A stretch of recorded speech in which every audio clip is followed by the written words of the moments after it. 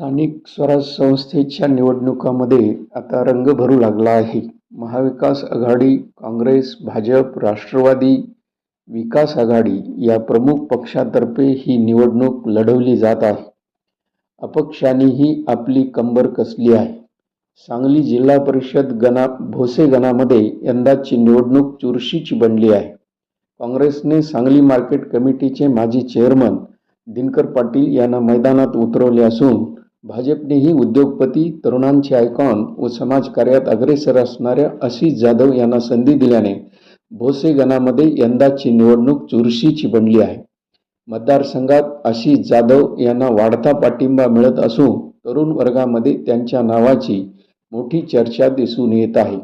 प्रस्थापित नेत्यांनाच वारंवार संधी देण्यापेक्षा तरुणांना संधी देण्याचा मानस यावर्षी मतदारसंघाने केला असल्याचे चित्र आहे.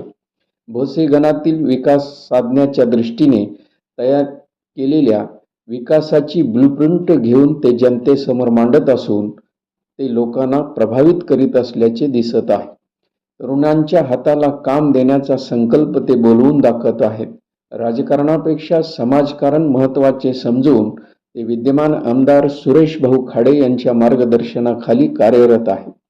सर्वांना सोबत घेऊन चालणारा, गोरगरीब जनतेची जाण असणारा, गरिबीची चटके सोसून इथपर्यंत मजल मारलेला एक सामान्य कार्यकर्ता म्हणून आशिष जाधव व त्यांच्या पॅनलकडे वाढता ओढा असल्याचे दिसून येत आहे.